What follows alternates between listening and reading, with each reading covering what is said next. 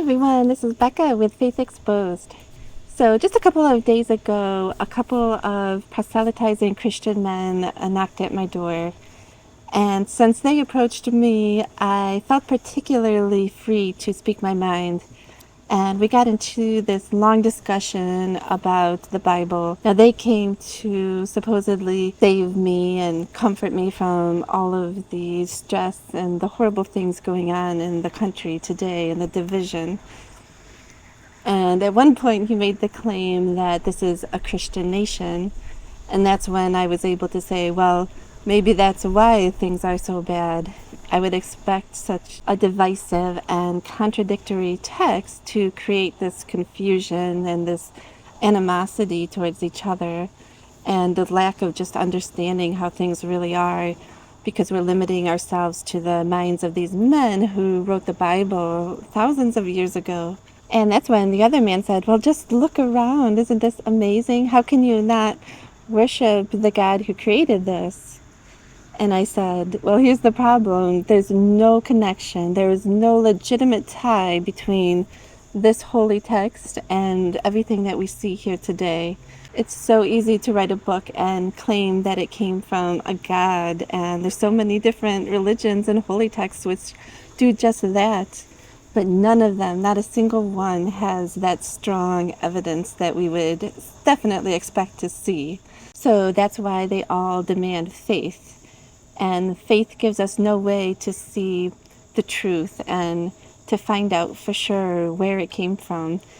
And we're not doing favors to anyone by discrediting existence. You know, if we truly hold it sacred and fascinating to us, then we care about where it came from. We're not just going to settle on a book that clearly doesn't make sense, and not just stop short when a couple of evangelists come to your door with a book that talks about insane gibberish about the end days, fantasies of destruction for anyone who isn't in your religion. And I pointed out how that was causing so many children to starve in Gaza and just a huge amount of suffering.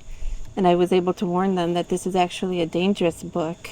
And since this world can be so beautiful, majestic, and seemingly authoritative in the way it can just end hundreds and millions of lives through the right kind of storm or famine, it's all the more reason to attribute it to the right source and not to be sloppy and just following our feelings or caving into threats about damnation.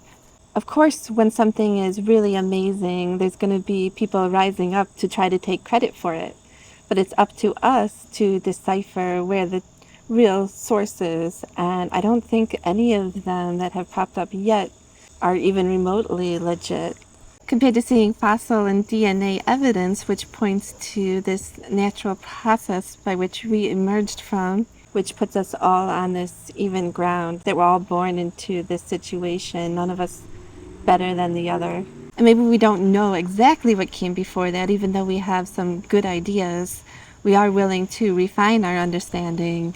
This explanation raises far fewer red flags for me. And what sounds very suspicious to me is someone claiming that they've heard from this creator, and he wants you to worship him and live your life for him and obey this hierarchy and vote this way, and then to take credit for all of the positive things you feel and label that the Holy Spirit, and disregard all of the bad experiences and negative as coming from Satan in this story that doesn't quite make sense. Because why would an all-powerful God give anybody so much power as he's given Satan? To me, this is far more questionable and suspect than to say that it emerged through a natural process to which we all have equal access. Well, thank you for hearing me out. Until next time, bye-bye.